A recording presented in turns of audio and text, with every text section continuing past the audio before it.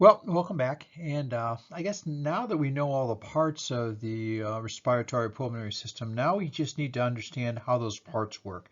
So that's what this video is going to talk about, how the respiratory system actually takes all those parts and puts them to action. Okay, let's talk about that. First of all, I think probably the best place to start out with is just give you a definition. And the definition that I want to first start out with would be ventilation. Ventilation is simply the process of the movement of air. In other words, when we're moving air in and out through the airways, that's called ventilation. Now, that's different from another word that's going to be coming up a little bit later, which is called respiration.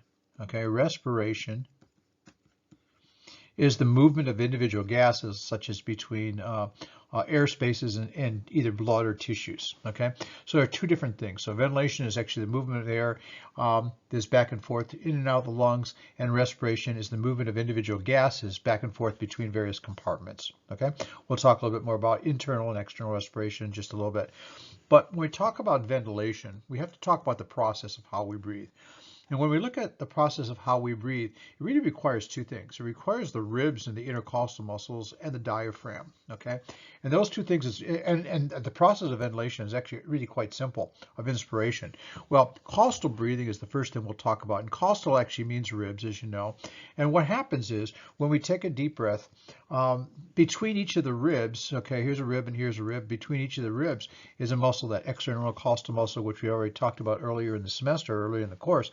What that external intercostal muscle does, it takes the rib below and pulls it up towards the rib above it. And as a result, what it does is the ribs are moving up and out with inspiration, and because they do that, it changes the diameter from front to back and side to side in the thoracic cavity. Okay, with expiration, it's just moving the opposite way. The ribs are moving down, but with inspiration, the ribs are moving up and out. Okay, and therefore, what it does is it actually changes the size of the thoracic cavity from front to back and side to side. So, in other words, if I'm looking at the thoracic cavity, something like this, I'm looking at it from the top as my little diagram on the right side of the screen.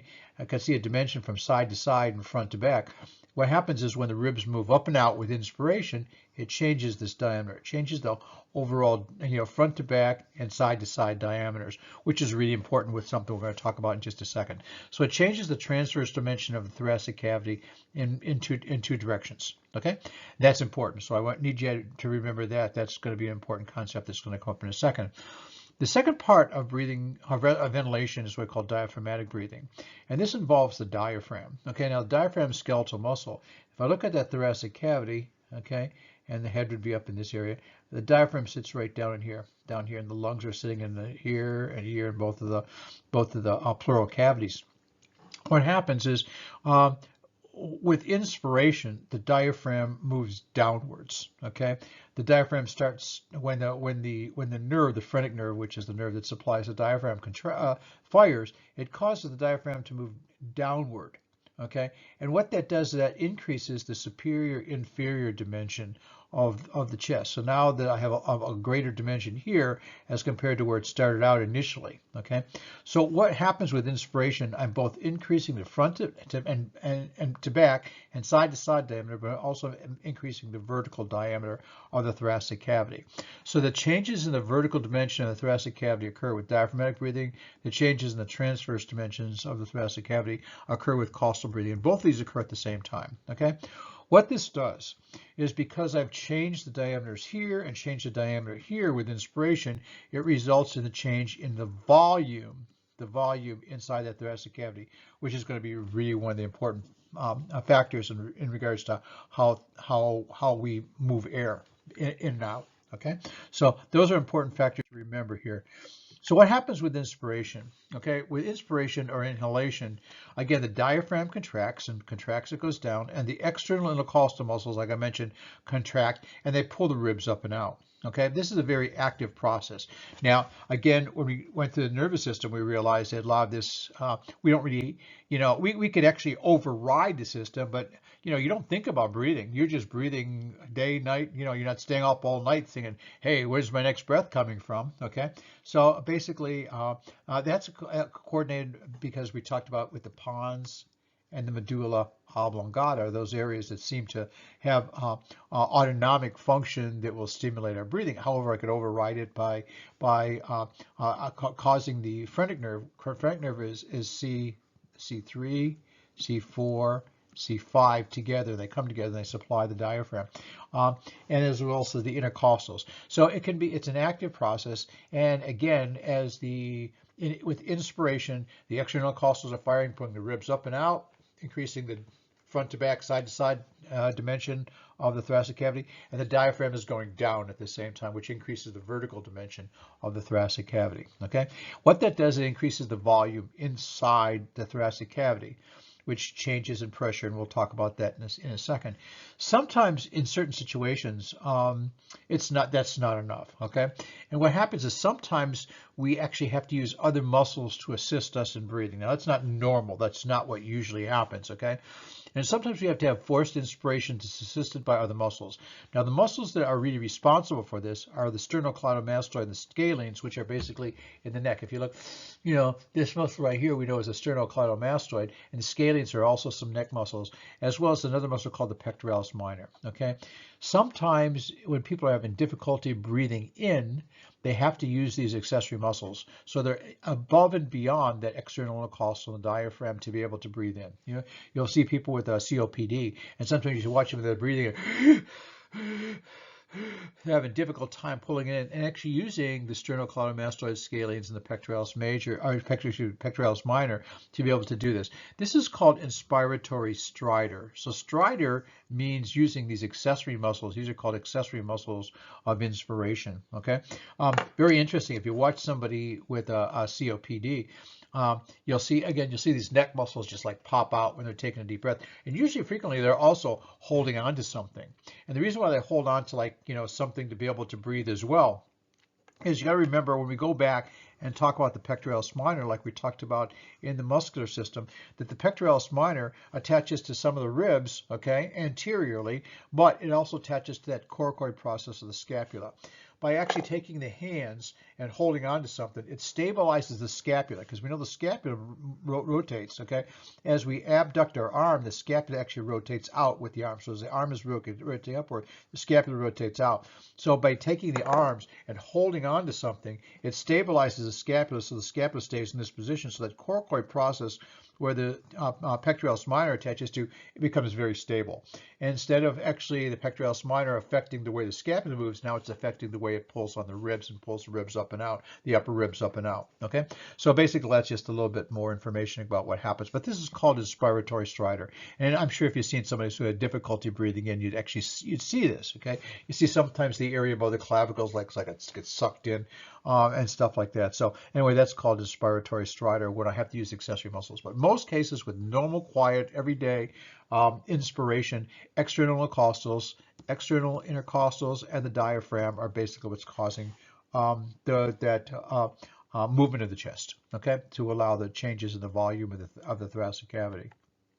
Okay, and if we look at this picture right here, this is pretty much showing, we'll probably look at this side over here, and this shows these external intercostal muscles sitting here between the ribs, and when they fire, they pull the ribs up and out. Each rib is going up and out. Okay, so they're going up and out this way, up and out, up and out, up and out, and it's increasing the front to back diameter as well as the side to side diameter of the chest. They sometimes liken it to like a bucket handle. When the bucket handle goes up and it goes down.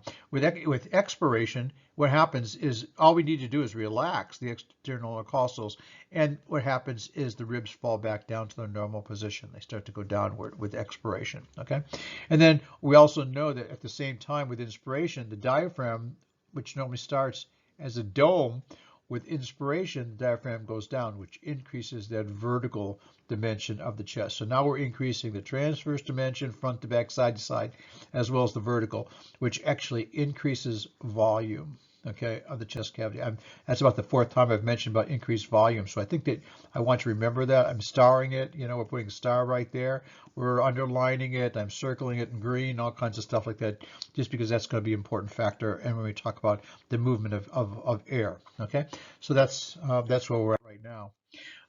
That's where we get to the next point, okay, and that's where we're talking about the volume, and that's called Boyle's law.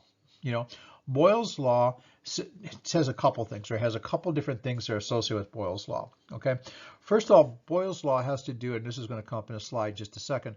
Boyle's law states that when I look at a gas is actually a mixture of a multiple different types of gases. The air we breathe, is nitrogen. It's about 78 to 79% nitrogen, okay? And then oxygen is about 21%. And then it has carbon dioxide, which is less than 1%, and water vapor, and a few other things, argon, and a couple other things that are in the air we breathe, okay? But each individual gas has its own pressure, okay? So if I take the pressures of each gas, like pressure of gas 1 plus the pressure of gas 2 plus the pressure of gas 3, it results in the total pressure of something, and that total pressure of something is, well, in what we'd see here would be the atmospheric pressure. Also, what we have to remember, something else about a gas law, is pressure is inversely proportional to volume. Now this gets back to what we were talking about with volume before. When the external intercostals go up and out and the diaphragm goes down, what happens is it increases the volume inside the thoracic cavity. What that does is it decreases pressure. Okay, so the pressure inside the thoracic cavity decreases as the volume of the thoracic cavity increases. What this does, it creates a pressure gradient. The atmospheric pressure on the outside is greater than the pressure on the inside. So what's going to happen? Things always run from a high pressure to a low pressure. So as a result, now what's going to happen is now the air is going to rush out from the outside and the atmospheric air around the body through the mouth and down and fill the lungs. Okay, so as the increase of the thoracic cavity occurs, okay, as the volume of the thoracic cavity increases during inspiration, the pressure inside the lungs decreases. Okay, and this pressure difference now between outside and inside causes air to move into the lungs from the outside to try to equalize that pressure. Again, what happens is, like we talked about diffusion early in the semester, diffusion occurs until we reach a point of equilibrium. Sometimes it doesn't in the respiratory system, doesn't always reach a total equilibrium, but it's going towards that. Okay, so what happens is we have a situation with inspiration. There's a higher atmospheric pressure outside, lower inside the chest. Therefore, movement is going to go from the higher pressure outside to lower pressure inside. That's very simple. Okay, and that has to do with these partial pressures of all these gases. Okay. Also, another factor that I should mention is, and this is an important factor to remember as well, is we have what's called the interpleural pressure. Now, the interpleural pressure is a negative pressure that exists between the parietal pleura, which lines the inside thoracic cavity, and the visceral pleura, or that membrane that covers the lungs. We know it's a closed space, okay? That visceral pleura that covers the lung gets to the area of the hilum of the lung and then swings back and becomes the parietal pleura that covers the top of the diaphragm as well as the inside of the thoracic cavity. So it's a closed space with a little bit of fluid in there, okay? So the area between that visceral and the parietal pleura is called the pleural space, which has a little bit of pleural fluid inside there, okay? And as a result, what happens is that the pressure inside this pleural space is mildly negative, okay? What that means is it keeps the visceral pleura against the parietal pleura. They're not stuck to each other like with a tack or glue or anything like that, because the fluid, the parietal fluid, or the pleural fluid allows them to slide on each other. But what happens is where the parietal pleura moves with the chest cavity, as the size of the chest cavity increases, because that parietal pleura is on the inside of the chest cavity, that moves out, and because of this negative pressure between the parietal pleura and the visceral pleura inside that pleural space, it draws the visceral pleura with it, which allows the lungs to expand and therefore fill with that gas that's coming in. Okay, so this interpleural pressure, again, with a negative pressure in that pleural space between the visceral and the parietal pleura, the opposing pleural surfaces are held against each other. Okay, sometimes what happens is somebody gets like a puncture wound, like a knife wound or a stab wound or something like that, a bullet wound to the chest. It actually makes an opening from the outside into that pleural space, and they lose that negative pressure, which allows the lung to collapse because the visceral pleura is no longer sucked to the area of the parietal pleura. Okay, so because of this negative interpleural pressure, when the chest expands and the diaphragm descends, the parietal pleura draws the visceral pleura with it because of that normally negative pressure. Therefore, what happens is the lungs will expand with chest expansion. So as a result, as the chest expands, because the parietal pleura moves with the chest. The visceral pleura is drawn with the parietal pleura because of that negative pressure, and the lungs will expand as well. And that's an important factor to remember, okay? And again, that pleural fluid, allows the lung surface to slide while still being drawn to the parietal pleura inside the thoracic cavity, this is an important factor to really remember, okay? Now, that's inspiration. Expiration is a lot simpler. If you can understand inspiration, expiration is a piece of cake. We have a number of muscles of respiration, which are the intercostals and the diaphragm. And so therefore, when I breathe in, these intercostals fire, the diaphragm fires. All I need for expiration is for them muscles to relax. When those muscles relax, all of a sudden now the ribs go down and in, the diaphragm goes up, it decreases the volume inside the chest, and air is pushed out. So therefore, expiration, where inspiration was an active process involving muscular contraction for that to occur, expiration is largely a passive process. It doesn't really require any muscles to contract. It just says, hey, buddy, relax, chill for a while, and the muscles will relax, and the chest goes back to where it's supposed to be, okay? Now, sometimes people have difficult time getting the air out, and they require a forced expiration. And this is called expiratory stridor. We talked about inspiratory stridor using extra muscles to try to breathe in. Sometimes people have trouble getting out. And one common case where this occurs is asthma. Okay, if you have asthma, what happens? Asthma is an air trapping disease, and what happens is air gets, because of spasm of some of the bronchioles, as well as little fluid that collects in there because of the histamine producing fluid in the air spaces. It acts like a little ball valve, so air gets in the alveoli and gets trapped in there. So it's hard to get the air out. So as a result, sometimes with an air trapping problem like that, or sometimes when kids have croup, the area of the trachea and the larynx starts to narrow down a little bit. Harder to get the air out. It requires muscular activity now to force the air out. Now, the thing, if you look at this, here's the rectus abdominis. We know what that is, those washboards, okay? The internal and external obliques, which are the abdominal muscles. External obliques going down and in, internal obliques going down and out, okay? And also the internal costals. Now we're talking about something in the chest, but these two right here are abdominal muscles. And this makes sense, okay, when you think about it. What happens is if we're having trouble getting air out, one of the ways I could do that is force the diaphragm up, okay? If the lungs are filled and they can't get the air out for some reason, obstruction, asthma, whatever the case may be, all we need to do is tighten up the abdomen. How do we do that? With our external and internal obliques and rectus abdominis. They tighten up the abdomen, and what they do is when they squeeze the abdomen by tightening up these abdominal muscles, what happens, it takes all the abdominal contents, all the organs in the abdominal cavity, and forces them up against the diaphragm, forcing the diaphragm up and trying to force air out. Okay. We also use the internal intercostals. The internal intercostals run obliquely to the external intercostals, and what they do is they pull the ribs down and in. Okay. So basically, when I use these muscles like the rectus abdominis, the internal and external obliques, and the internal costals, basically I usually don't have to do this, but if I'm having trouble getting air out, I might use those to be able to force the air out in one way or the other. Okay, it's basically that intrapulmonic volume decreases, and therefore the pressure increases to move air out. By forcing it up, by pushing everything up against the diaphragm to force things out. And this is called expiratory stridor. You'll see some people with asthma that after they recover from their asthmatic episodes, sometimes they'll say, my abdomen is sore. And why is it their abdomen sore? The abdomen is sore simply because the rectus abdominis on the internal and external obliques have been firing excessively to try to force the abdominal contents up against the diaphragm to force the air out. Okay, so that's something that we see with what's expiration and expiratory stridor. Okay, and so basically this just shows that what happens is when the thoracic cavity increases in size and volumes, the lung expands because that pressure between that negative pressure between in that pleural space, but the outside pressure, the atmospheric pressure, being let's say 760 millimeters of mercury, that's the combination or the total of all the individual pressures. Okay, and if the pressure inside the lungs is less than that, like 758, what happens is pressure is going to run from a higher gas is going to run from a higher pressure to a lower pressure to try to reach an equilibrium. And that's what we're talking about here.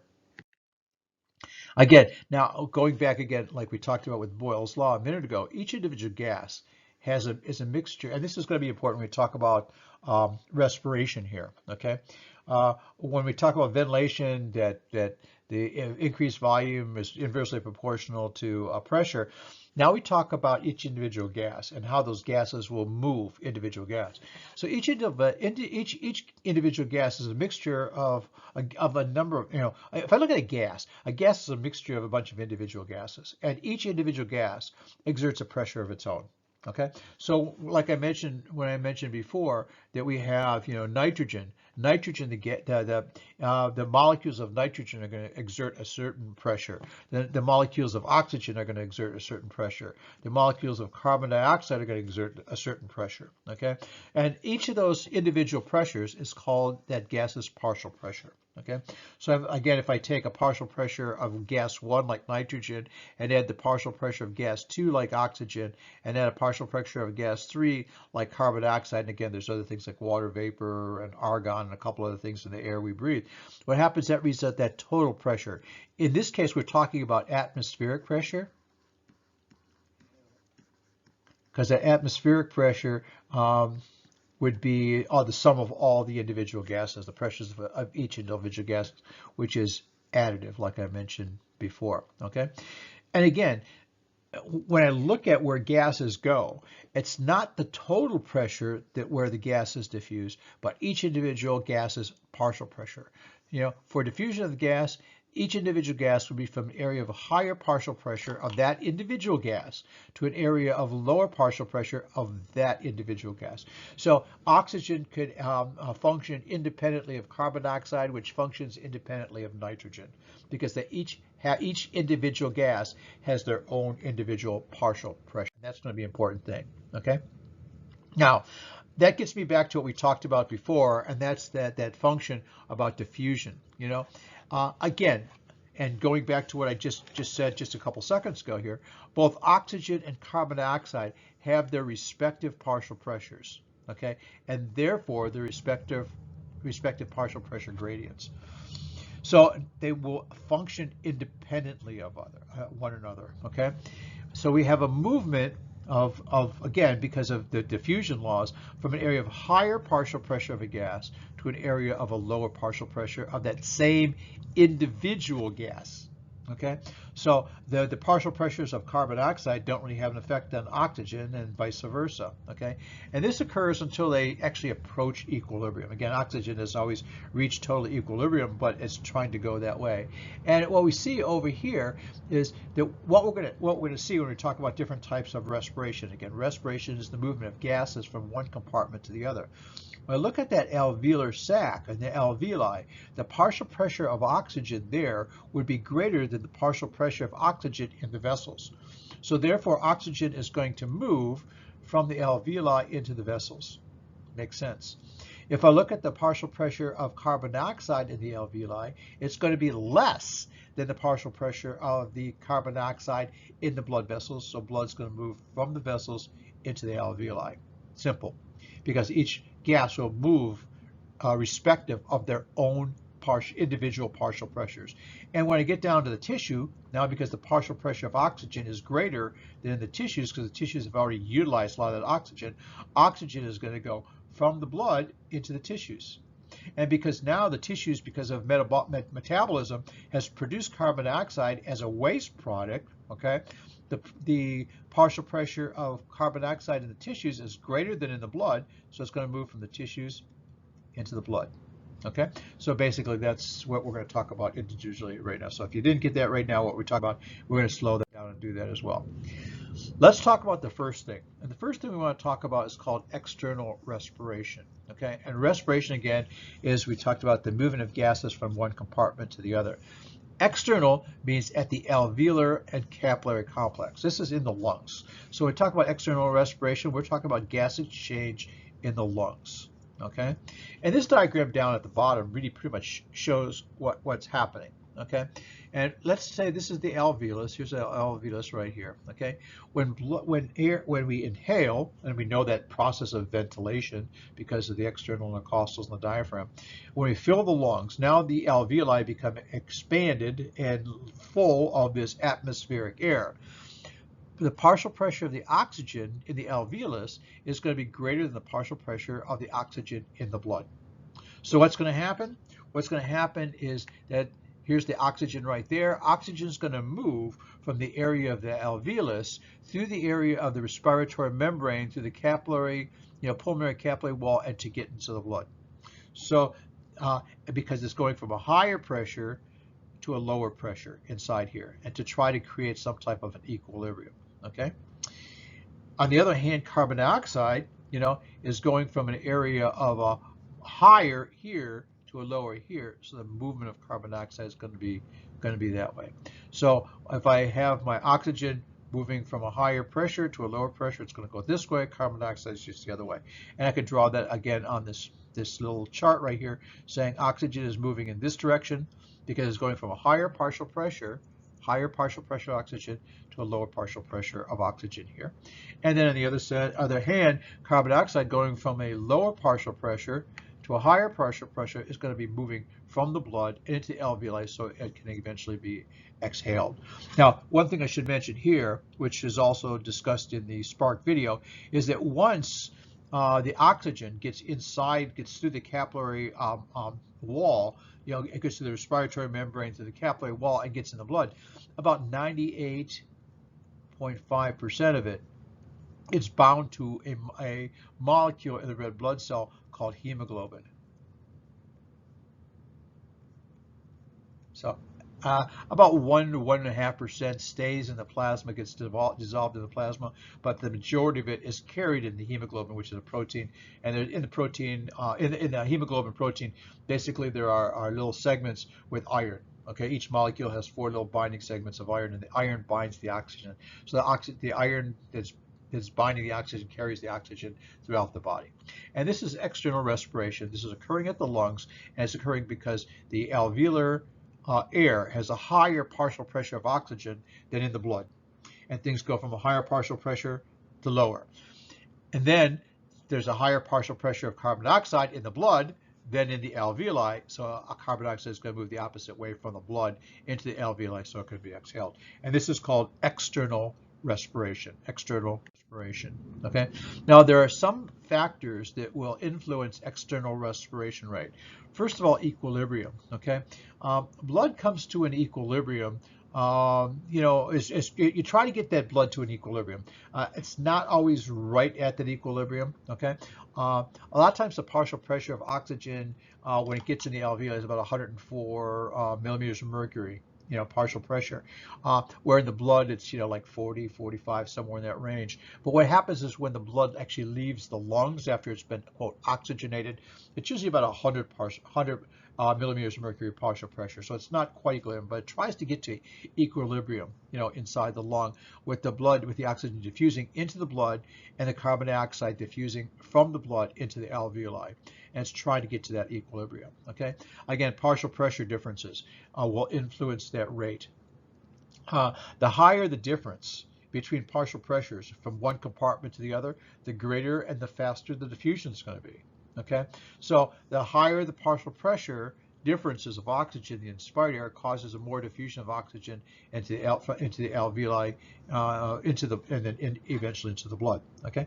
Now this makes sense because what happens is high altitude problems. With high altitude, as we increase above sea level and the altitude increases, the partial pressure of oxygen decreases. I talk about people like in the mountains and stuff like that having a more difficult time breathing, and they do, simply because what happens is at sea level the partial pressure of oxygen is about 104 millimeters of mercury. As they go higher, the partial pressure of oxygen gets lower. Therefore, because the gradient from the air to the blood is less, that movement of the oxygen from the air or from the alveoli into the blood will also be less because the gradient is smaller. Okay, so the partial pressure differences, the greater the partial pressure differences, the faster and more is going to be a diffusion is going to occur. Okay, and that's just pretty much logic. Okay. Other factors that will influence external respiration rate is the surface area. Okay. The larger the surface area provides more area for diffusion. Now we've talked about this in other situations. We'll talk about this more in the gastrointestinal system, which is also has a big factor in regards to diffusion by creating small little fingers or villi on the inside of the intestines. Okay. So the larger the surface area provides for a greater area of diffusion, like the diffusion principles we talked about at the very beginning of the semester. Therefore, some conditions such as emphysema result in a reduced diffusion because it decreases the overall surface area which gases could occur across. One of the things that happens with emphysema is they start to lose the structure of the alveoli. And what happens, they start to coalesce and creating multiple small, millions and millions of small little alveolar sacs. What happens, they have one large bubble, and that large bubble actually, because again, the reason why we have the alveoli is it increases the surface area. Okay. If I decrease the number of alveoli and just have a large bubble, basically there's less area for that diffusion to occur, and therefore the oxygen partial pressures in the blood they don't have as much transfer. So the surface area, there's not as much diffusion of oxygen from the air and into the blood as there otherwise would be because of the destruction of all these little air sacs, decreasing the overall surface area. Makes sense. Also, we have a factor called diffusion distance. Now, we talked about this before. We talked about simple diffusion of chemicals. The longer the distance, the more there is the restriction. The alveolar wall or the respiratory membrane is very thin and the capillary wall is very thin. However, if there's a problem where that alveolar wall becomes thickened or there might be some fluid buildup in the wall, okay, there's going to be less diffusion. And this is what we see with sometimes like pulmonary fibrosis. In pulmonary fibrosis, they get a lot of scarring. The scar tissue builds up between that respiratory membrane and that capillary, and the surface of the alveoli become more scarred. Therefore, the tissues, the gap from air to blood becomes larger and or longer, the greater distance. As a result, it causes a decrease in level of diffusion because the distance is greater. Also, sometimes fluid gets in the way. That's where we talk about a problem with like pulmonary edema. There's really, something is blocking the way between the air and the blood. Okay, and so the diffusion distance makes a difference in regards to how much diffusion there is. Another factor that will influence external respiration rate is the breathing rate and the depth. The greater the depth and the greater the rate, more oxygen is delivered. Makes sense, okay? As a result, what happens is, when we're exercising, what do? We breathe faster. Why? Because we need more oxygen, so therefore we need to deliver more. Okay. On the other hand, sometimes we have something that's just the opposite. Certain medications and conditions result in a decreased depth and rate. Therefore, they deliver less oxygen for diffusion. Things like morphine, Valium are what are called respiratory depressants. They decrease my respiratory rate and depth. You don't breathe as deep and you don't breathe as fast. And as a result, there is a mismatch now in regards to how much oxygen I'm transferring across, because again, the faster I breathe and the deeper I breathe, the more oxygen is being delivered that can be transported across to the respiratory membrane and the capillaries to get in the blood. Okay, where therefore if I decrease my respiratory rate and depth, such as with medications like Valium, morphine and stuff like that, I'm not having as much oxygen delivery. Just makes sense. That's just pretty logical as well. Okay, now this is that. Now we talked about external respiration occurring at the area of the lungs, the exchange of gases at the alveolar capillary level in the lung. Internal respiration is similar, but just the opposite. Internal respiration is at the tissues. So now what happens with external respiration, okay, we've actually oxygenated the blood. So now the blood has a higher level of oxygen than it had before it got to the lungs. It picked up that oxygen because again, those partial pressure gradients allowing oxygen to go from the alveoli into the blood and the carbon dioxide to go from the blood into the alveoli to be exhaled. Okay. Once now I have that oxygenated blood, it gets to the tissues. At the tissues, because the tissues are making things, producing energy, all kinds of stuff like that at the cellular level, one of the waste products we get is carbon dioxide. How do we make energy? Well, guess what we need to make energy? Oxygen. So they use up the oxygen that's available in the tissues. So the tissues need oxygen and they want to get rid of the carbon dioxide. So what we find is that's what we call internal respiration, which is the exchange of gases at the blood tissue level. Okay, so now here's my red blood cell right here. Here's my red blood cell, which now has decreased oxygen, or or has it has it's getting the red blood cell has increased oxygen because it's been oxygenated from the lungs. It gets down to the tissues. Over here's my tissue cell over here has decreased oxygen simply because it's used that oxygen for the production of energy and in metabolic processes and stuff like that. And as a result, because it's done that, it's also increased carbon dioxide as a waste gas. So what we have on the tissue level is just the opposite from what we saw in the lungs. We have oxygen high oxygen in the blood, low oxygen in the tissues. So what's going to be the direction of the oxygen movement from the blood to the tissues? On the other hand, what happens, I have in the tissues, I have high carbon dioxide, okay, and I've exhaled a lot of carbon dioxide in the lungs, so therefore I have lower carbon dioxide levels here. So the flow is going to be of carbon dioxide from the tissues and into the blood. Hopefully this makes sense. And that's what we see here when we look at this little schematic down here, okay?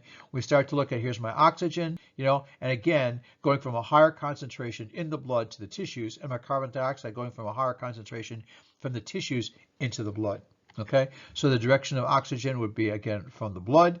Now what happens is the oxygen gets released from the hemoglobin and it delivers it through the capillary wall and gets it into the tissues so the cells can now use that oxygen for energy. And then the carbon dioxide, because it's built up in the tissues, now goes from the tissues through the capillary wall and gets into the blood and it's carried throughout the blood. So it's going just the opposite way. So again, what's this all have to do with? It has to do with the difference in the gradient of pressure differences, the partial pressures of each individual gas, which you talked about earlier in regards to Boyle's law. Okay, so hopefully it's all starting to fall together and this is all making sense to you at this point. I love it when a plan comes together.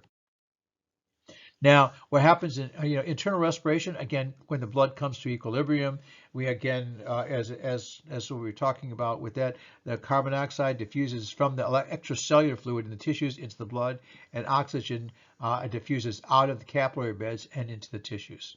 Okay. Now, people think that what happens is that, and this is a mistake. It's really not true. Well, what I'm going to tell you is going to be true here. That what happens is, again, most of that oxygen is delivered to the tissues in the red blood cell in that protein called hemoglobin. But when we get there, the hemoglobin is a little bit stingy. It says, you know what, I'm going to keep most of this. I'm going to give you some, but I'm not going to give you all my oxygen. And basically at rest, with normal daily, everyday resting metabolic needs, only about 25% of the oxygen is unloaded from the hemoglobin in the red blood cell at the tissue level. Okay. And so most of those binding sites, again, each hemoglobin molecule has 4 binding sites for oxygen. Most of those binding sites, 3 of the 4, basically stay with oxygen attached to that. Okay, and again, what happens is at the internal respiration, again, now I've loaded up the blood, with oxygen. Here it says 105, sometimes 105, sometimes 100, sometimes 104, depends. Again, the pressures change. And if the oxygen, a partial pressure in the tissues is 40, what's the direction? Going to go from the blood to the tissues. And the carbon dioxide, 45 in the tissues because of metabolic processes, 40 in the blood, so therefore it's going to go from a higher pressure to a lower pressure. Okay, so go from the tissue to the blood to get rid of. Okay. Now, again, this is going about, we talked about it just previously, about only about 1.5% of the oxygen is dissolved in the plasma. Okay. The vast majority of it is actually attached to the heme portion of the hemoglobin. Okay, and again, if I look at hemoglobin is a protein, and at each of the corners of the protein, there's iron at each corner. And what happens is that binds the oxygen. Okay, it binds the oxygen at each corner of that iron. That should be an E right there. And basically that's what happens. Okay, and again, that's what usually hemoglobin is basically what carries the oxygen around about 98.5% of it. Okay, there are some other factors that influence the release of oxygen. I'll mention that in just a second here. Okay, couple problems that we get with oxygen carrying. Okay, one of the problems that we get is some people think that if a little is good, a lot's a lot better. And that's not always the case. It's really not what we always always see. And we get what's sometimes called oxygen toxicity, which is an excessive amount of oxygen. Turns out that if we have a lot of oxygen, it sometimes results in pulmonary edema or fluid collecting inside the alveoli, localized vasoconstriction, and sometimes will cause blindness. Okay, so therefore, when people get oxygen, it's usually in a lower quantity, a lower flow, and it's not for excessive amount of time. Okay, sometimes people do go into what's called a hyperbaric oxygen chamber. And that could be for certain conditions. It could be for a low tissue oxygen that could actually drive some oxygen into the tissues. Like when people have ischemic or arterial ulcerations, they could actually stick them in the hyperbaric oxygen because the higher pressure of the oxygen forces the oxygen into the tissues a little bit more. But again, that's only for a certain period of time. So they could get oxygen toxicity, which is an excess, which does cause some problems. We also have hypoxia, which is the opposite, where we have a lack of oxygen in the tissues, and this is what hypoxia, which means low partial pressure of oxygen. Now, anemias will do this. And anemia is basically what happens if I have some type of an abnormal number of red blood cells, a lower number of red blood cells. Therefore, there's less hemoglobin to be able to carry that oxygen. So as a result, people who are very anemic may have problem in regards to the oxygen delivery because they just don't have the vehicles in which to transport the oxygen around. Okay, so again, because 98.5% of my oxygen is carried in hemoglobin. So if I have low number of red blood cells, just low carrying capacity of blood because the lower number of blood vessels, a lower number of, red blood cells. It's sort of like if there's a big crowd and they're all waiting for the same Uber. Guess what? Not everybody gets that Uber. Okay, so that's it. So so the low hemoglobin, is what. And it means that there's not enough transport sites to be able to carry the oxygen. Okay, and this occurs with a number of anemias like iron deficiency anemia. Probably iron deficiency anemia is probably the most common type of anemia. So a lot of times it's because of chronic low blood loss, like people who might have a gastrointestinal cancer. They're losing a little bit of blood here every day, and they don't recognize it. And over a period of time, then their red blood cell numbers decrease significantly. Sometimes dietary, the diet's insufficient in iron. If you've ever taken iron, it's sort of a horrible drug. You buy it over the counter. You don't need a prescription for it, but basically it rips your belly up. Okay, and most of the iron that you take is not really absorbed, and most of it's eliminated in the toilet, within a day or two. Okay, so anemia because of different types of anemias, bleeding. When people are bleeding, what happens is they decrease the number of red blood cells. Carbon monoxide poisoning. I should mention something about carbon monoxide poisoning. Carbon monoxide is a combustion gas. Okay, it's produced in combustion systems. Okay, exhausts, furnaces, and stuff like that. And in the house, it's usually vented to the outside. Okay, through a flue. If that carbon monoxide builds up, what happens is the carbon monoxide has a problem in that what happens with the hemoglobin is there, the open binding site's there, and carbon monoxide has a greater affinity to binding the hemoglobin. It binds, and once the carbon dioxide gets on the hemoglobin, it's very, very, very difficult to get the carbon monoxide off. Okay, so the oxygen on the carbon monoxide binds to the iron and stays. It's a squatter and it's not moving for anybody. So that's the problem that we get with carbon monoxide poisoning. So as the blood keeps on going through and losing the oxygen it has from its hemoglobin binding sites, there's another one open. If there's carbon monoxide, the carbon monoxide says, me first, jumps in front of everybody else, jumps on that hemoglobin, and now that we have another hemoglobin that can't carry oxygen. And if that happens over a period of time, then what happens is now these hemoglobin binding sites are all occupied by carbon monoxide, and therefore the ability of hemoglobin and blood to be able to deliver oxygen to tissues goes down significantly. That's why people with carbon monoxide poisoning, if they survive it, they have stroke-like symptoms because what happens, they go for a period of time where they're not delivering the amount of oxygen to the brain that they should, simply because they've lost the binding sites on hemoglobin to carry oxygen because they've been bound up with and tied up with the carbon monoxide. We also have what's called stagnant hypoxia, and basically that's a lack of blood perfusion to the tissues. This occurs with like a shock. And in shock, what happens is the heart's not pumping out what it needs to. And as a result, the needs of the tissues become greater than the ability to be able to provide the oxygen, and that's called stagnant hypoxia. And then we also have histologic hypoxia, where what happens is you might be able to deliver the oxygen to the tissues, but what happens, something is blocking it. Cyanide is one of those. I used to use that for, gas chambers. Use cyanide poisoning, and what happens is cyanide would actually block the tissues from being able to use the oxygen that's delivered to it by the blood. Okay, so these are some oxygen-related disorders that may occur. Now, carbon dioxide is a little bit different. Okay, carbon dioxide is a little bit more interesting as compared to oxygen. Okay, about 7% of it is actually dissolved in the plasma. Okay, and that 1.5% that I talked about before of the oxygen is actually dissolved in the plasma. Okay, remember that liquid portion of blood. But in carbon dioxide, about 7% is dissolved in plasma.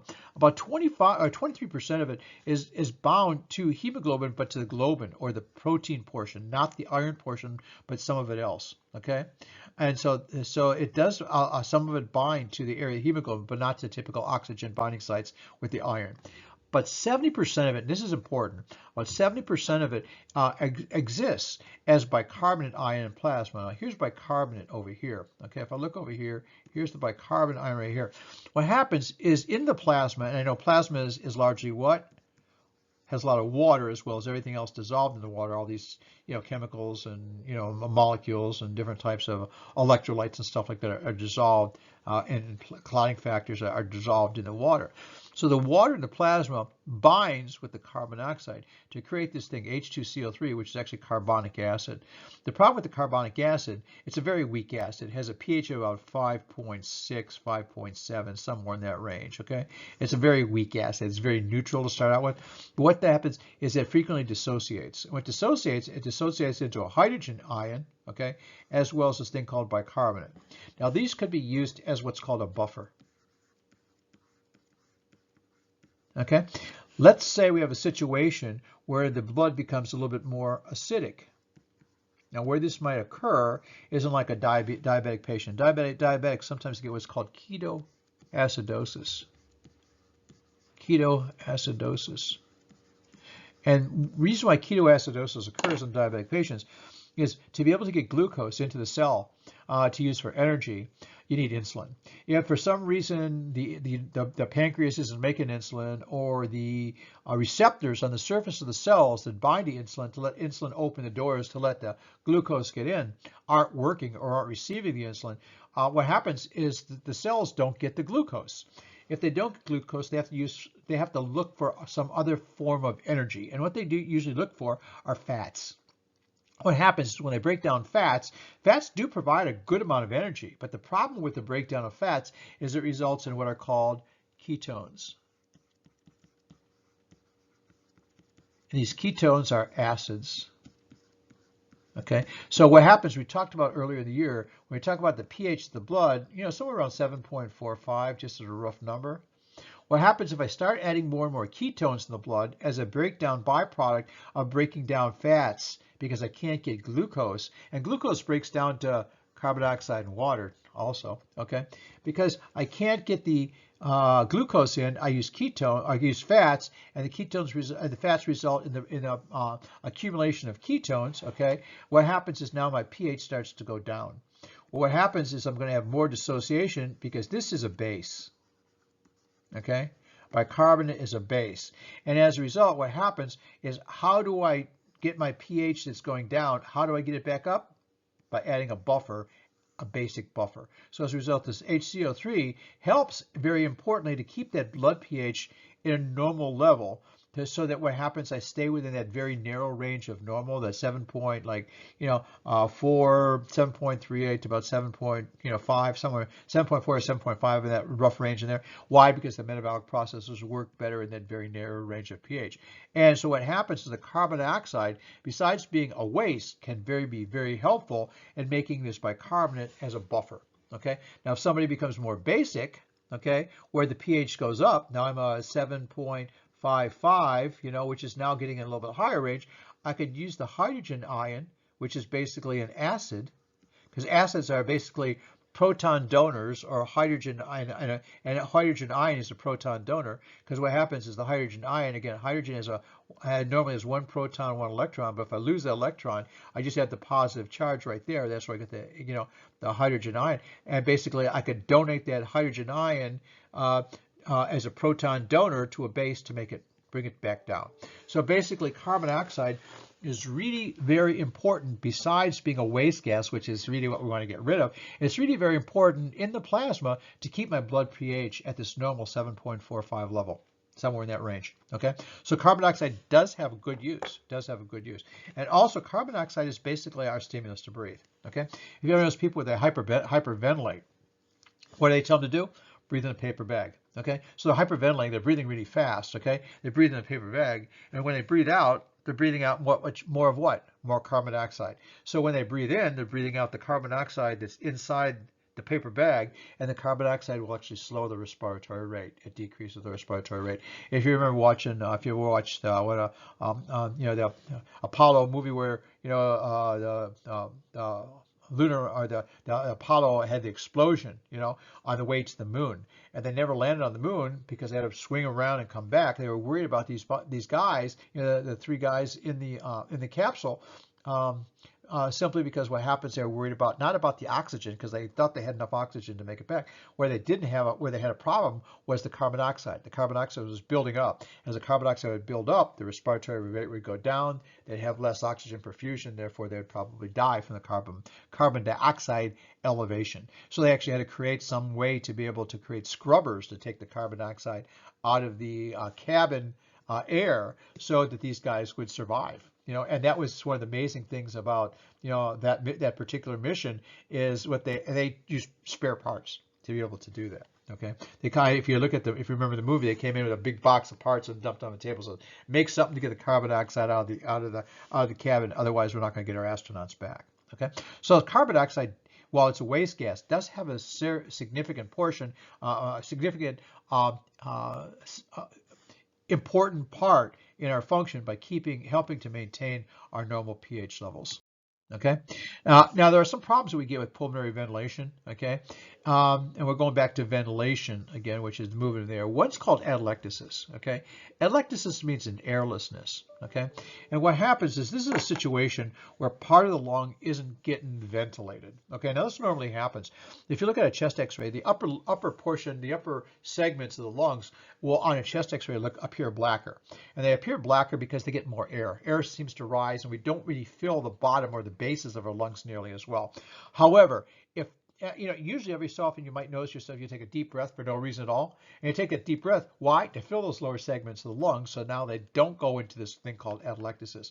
However, people like with abdominal surgery, certain types of abdominal pain or chest surgery, they don't want to take deep breaths. Why? Because it hurts. So therefore, they're not filling their lungs. As a result, what happens is the lungs, because there's small little air sacs in there, those alveoli, millions of those, what happens is like a sponge. The sponge has a certain thickness because of all those little air bubbles inside the sponge. But I could take that sponge and I could squish it down to nothing. Okay, and I'm just squishing the air out. So what happens if I'm not sending air to a certain area, if I'm not ventilating a certain area, that part of the lung will actually collapse down. Okay, so I get a collapse of a lung segment. Okay, because that intrapleural pressure, now atmosphere, what happens is the visceral pleural still gets sucked against the parietal pleura. So what this has a tendency to do, it has a tendency to draw the mediastinum towards that side of atelectasis. That's a longer involved complex. Because part of the lung actually collapses and the visceral pleura and parietal pleura stay together, it actually decreases the volume inside that thoracic cavity. And what it does, it actually pulls the mediastinum, heart structures, vascular structures, and that towards the side of atelectasis. Also brings the diaphragm up. It elevates the diaphragm. Okay, and that's what happens. And again, what happens is there's the loss of surface tension inside the alveoli, and the alveoli now collapse. Okay, we also have a situation with problems with pulmonary ventilation with reduced compliance. Well, compliance, I mean, is elasticity or stretchability of the thoracic wall. Okay, high pleural pressure, surface tension, low alveolar surface tension, stuff like that. And alveolar elasticity favor compliance. What I'm talking about here is the lungs sometimes become scarred where they don't expand very well. Okay, and what happens is I have this mismatch between pressure and how much the lung could expand. Again, is if I increase the volume, it should change. As I increase the volume, I decrease the pressure, which, according to what we talked about earlier, is how we move and how we ventilate air.